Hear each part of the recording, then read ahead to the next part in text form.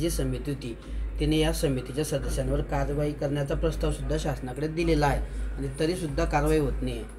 समितीचे 6 जण नाही आहेत, ते समितीच्या 3 जणांवरती गुन्हा नोंद केला आहे।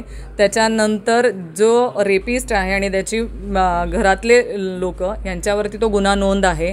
या समितीच्या 3च सदस्यांवरती गुन्हा नोंद आहे, जे 2 बाकीचे आहेत त्यांच्यावरती हा गुन्हा नोंद झालेला नाही आहे। या 3 लोकांवरती पोक्सोच्या अंतर्गत गुन्हा नोंद आहे। त्याच्यानंतर बाकीचेही सगळे गुन्हे त्यांच्यावरती नोंद आहे। त्याच्यावरती 5 लोकांची समितीची सदस्य नियुक्ती केली गेली होती की त्या समितीने त्यांच्यावरती अहवाल द्यावा।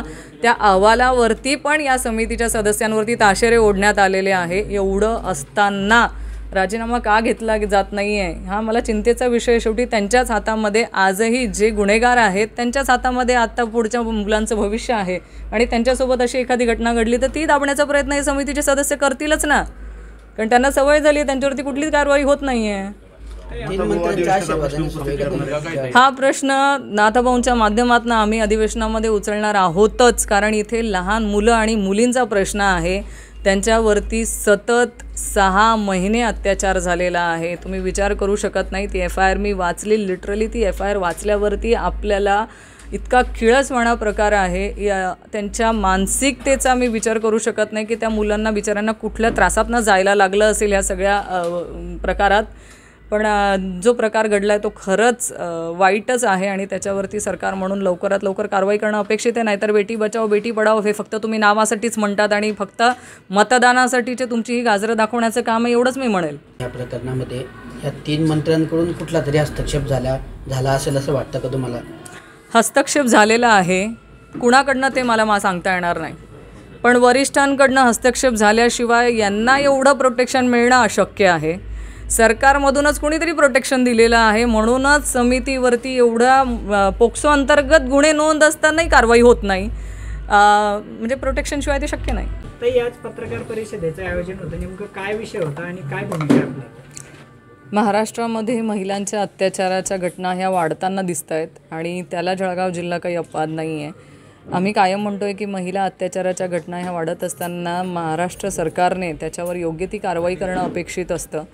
पण जळगाव जिल्ह्यामध्ये गेल्या 6 महिन्याच्या आधी एरंडोल तालुक्यातील खडकी येथे जी बालगृहामधल्या लहान मुलं आणि मुलींवरती अत्याचाराची घटना झाली होती, दुर्दैवाने सांगावंसं वाटतं की त्या घटनेमध्ये ज्या जळगाव जिल्ह्याची जी बाल समिती असते त्या समितीच्या सदस्यांवरती गुन्हा नोंद असतानाही आजही तीच समिती कार्यरत आहे। म्हणजे त्यांची चौकशी करत असताना ज्या लहान मुलींवरती अत्याचार झालेला होता त्याच लहान मुलींची चौकशी झाली, त्यांचे स्टेटमेंट्स आले, त्यांनी त्यांच्या स्टेटमेंट्समध्ये हे नोंदवलं आहे की 4 महिने आधीच ह्या जळगावच्या बाल समितीला हे सगळी घटना त्यांनी वारंवार सांगितली, पण हा कुठेतरी विषय दाबण्याचा प्रयत्न त्या समितीमार्फत झाला। त्या समितीने 4 महिने या मुलींवरती अत्याचाराची घटना शांत आणि बंद डोळ्यांनी ती बघितली आणि ती होत असताना म्हणजे जर त्यांनी लवकर कारवाई केली असती किंवा लवकर हे निदर्शनात आणलं असतं तर 4 महिन्याचा जो त्यांना त्रास झाला लहान मुलांना आणि मुलींना तो झाला नसता। 4 महिन्यानंतर हा सगळा प्रकार उघडकीस आला। त्याच्यानंतर ह्या समितीच्या सगळ्या अध्यक्ष असतील आणि 2 सदस्य या तिघांवरती गुन्हा नोंद झाला। आजही त्या सगळ्या घटनेची चौकशी चालू आहे आणि हे जे समितीचे सदस्य आहेत हे आजही तिथे त्यांना बालसुधारगृहामध्ये जाऊन भेटतात, त्यांना त्या बाबतीमध्ये प्रश्न विचारू शकतात, त्याच बाबतीमधले सगळे डॉक्युमेंट ही लोक घरी घेऊन जातात। ॲक्च्युली तुम्ही लहान मुलांच्या आणि पोक्सो कायद्याअंतर्गत जे काय घटना घडलेली असेल त्याचं कुठलाही कागदपत्र हा तुम्ही घरी घेऊन जाऊ शकत नाही, तो कायद्याने गुन्हा असतो। पण ती समितीच्या सदस्यांना मोकळीक आहे, ते तिथे जाऊन त्या मुलींना भेटतात, त्या मुलींशी चर्चा करू शकतात, त्यांचे कागदपत्र हे त्यांच्या लॅपटॉपमध्ये ते घेऊन गेलेले आहेत। पण आजही मला शंका वाटते की ह्या समितीच्या सदस्यांनी काही आर्थिक व्यवहार करून हा सगळं प्रकरण दाबण्याचा प्रयत्न केला आहे का? कारण एवढ्या सगळ्या तक्रारी असतानाही जळगाव जिल्ह्यातली ही समिती बरखास्त का केली गेली नाही?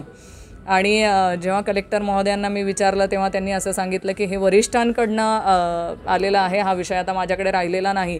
मग वरिष्ठ कोण? आज आपल्या जळगाव जिल्ह्यामध्ये 3 मंत्री आहेत। माझ्या 3 मंत्री महोदयांना विचारायचं की आहे की तुमच्या जळगाव जिल्ह्यातल्या लहान मुलं आणि मुलींवरती अशा अत्याचाराची घटना होते आहे, तर तुम्ही ह्याच्या बाबतीमध्ये गांभीर्य तर तुम्हाला आहे की नाही आहे?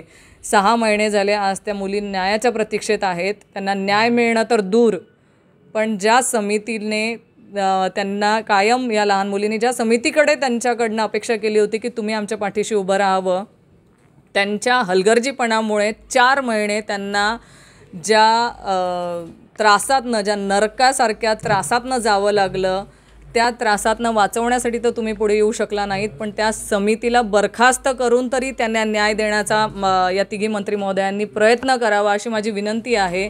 नाहीतर मला असंच वाटेल की काहीतरी आर्थिक व्यवहार झालेला आहे आणि तुम्ही ह्या समितीला पाठीशी घालण्याचं काम करता आहात आणि तुमचं लहान मुलं मुली किंवा महिलांच्यावरती जे अत्याचार होत आहेत त्याला पाठबळ आहे.